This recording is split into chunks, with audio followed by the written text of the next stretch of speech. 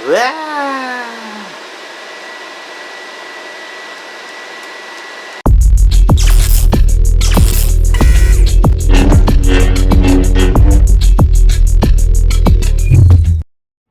back to the Heroes Workshop. This is Stealth. Today I'm going to be building an Optimus Prime G1 cosplay helmet with a cell shading paint job.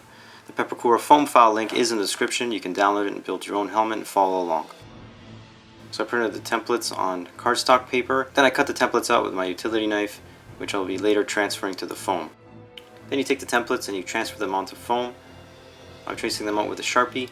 Remember to merge pieces to create bigger pieces. That way you can reduce the seams on your part. I explained this on one of my videos on YouTube. You can check that out. Then I cut all the pieces out. Remember to refer to the Pepakura software when you need an angled cut. Once you locate that cut, you'd have to create a bevel by angling the knife and cutting slowly. Remember to take your time. The cleaner the cut, the cleaner the seam. You can see the piece cut out. All 4 cuts were beveled because everything that's going to attach to this is going to be a 90-degree angle.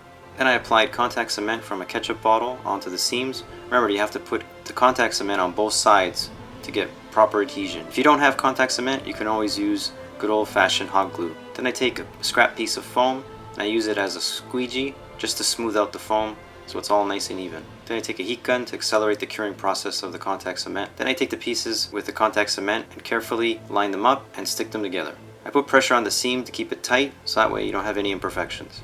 A couple pieces in this build had a curve, so what I did was I used a heat gun and I heat up both sides of the piece and then I formed it on a styrofoam ball on a roll of tape.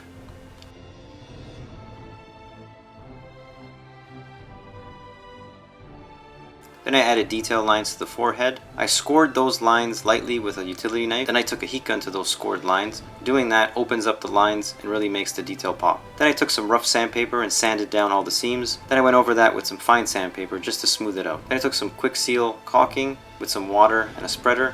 And I applied the quick seal to any imperfections the helmet has. It can fill small gaps, imperfections in seams, and smooth out any rough areas. So what I do is I just apply it with a spreader and then go over it with a little bit of water just to smooth it out. Before I can paint the helmet, I have to seal it, so I used Bounce rubberized liquid. You can also use PVA glue mixed with water. Both work fine. For the base color blue, I painted with acrylics by hand.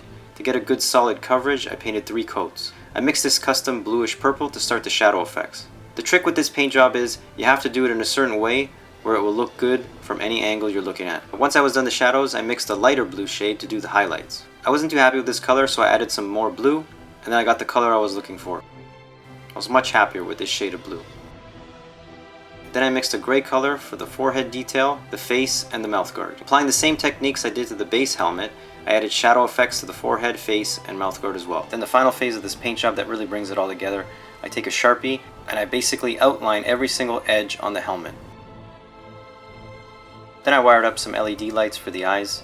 Then I secured the face section to the mouth guard. Then I took that completed section and I glued it into the helmet. So that's the completed Optimus Prime G1 helmet with the cell shading paint job. That was my first time trying this paint job. Hope you guys like it. I'm going to see if I can do it for something else in the future. I'll probably try a few different things and maybe improve upon certain techniques. This is Stealth from the Heroes Workshop. Appreciate you guys watching. Please like, subscribe, and I'll be back soon with another cool project.